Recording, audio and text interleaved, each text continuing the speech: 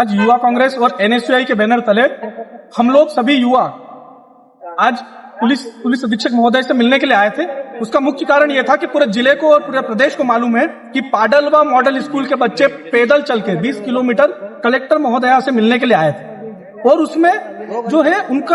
उनको बीच रास्ते से क्या हुआ कि उनकी सुरक्षा को ध्यान में रखते हुए और प्रशासन से तालमेल बिठाने के लिए छात्र संगठन के जो नेता हैं हमारे नरवेश अमलियार और नीलेश गणावा जी ने बीच रास्ते से उनके साथ चले, सुरक्षा को ध्यान में रखते हुए, और कलेक्टर मैडम तक लेकर आए। उस घटनाक्रम को लेकर 3 धाराओं में अपराध पंजीबद्ध किया गया। जनता को भी वो 3 धाराओं को समझना आवश्यक है। 332 में यह था किसी लोक सेवक के साथ किसी प्रकार का आपराधिक बल का प्रयोग किया गया, तो और उसमें एफआईआर में लिखा हो कि मुक्कों से मारने का प्रयास किया, जानलेवा हमला किया, जान से मारने की धमकी दी। तो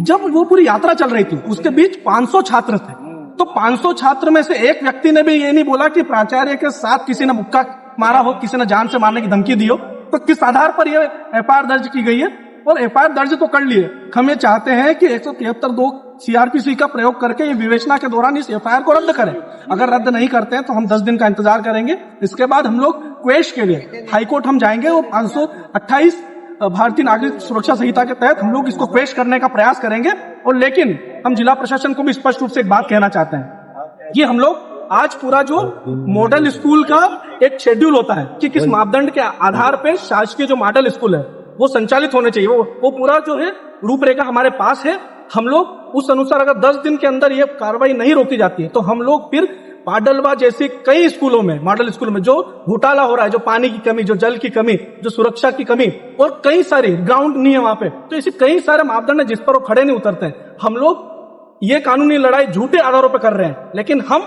सच्चे आधारों पर कानूनी लड़ाई लड़ेंगे और जितने मॉडल स्कूल है सबके ऊपर आरटीआई फाइल करेंगे। तत्पश्चात जितनी जानकारी होगी उसके तहत हम लोग हाईकोर्ट जाएंगे, हम पिटीशन फाइल करेंगे और हम जांच करवाएंगे कि भैया इनमें कितनी कमी है, और अगर कमी को कोई सामने लाता है तो ये लोग उनके ऊपर एफआईआर करते हैं। तो हम निवेदन करते हैं, हमको पूरे जिले में किसी भी अधिकारी पर विश्वास नहीं, सिर्फ पुलिस अधीक्षक महोदय से हम निवेदन करते हैं, उनका सम्मान करते हैं कि वो इस पक्ष में जांच करके उचित कार्रवाई करें। और अंत में 2 पंक्तियों के साथ मैं अपनी बात को समाप्त करूंगा कि राहत इंदौरी ने क्या खूब कहा है कि अगर खिलाफ है तो होने दो, अगर खिलाफ है तो होने दो, जान थोड़ी है, ये सब धुआं है, आसमान थोड़ी है, लगेगी आग तो आएंगे कई जल्द, यहाँ पे सिर्फ हमारा मकान थोड़ी है। जो आज साहिबे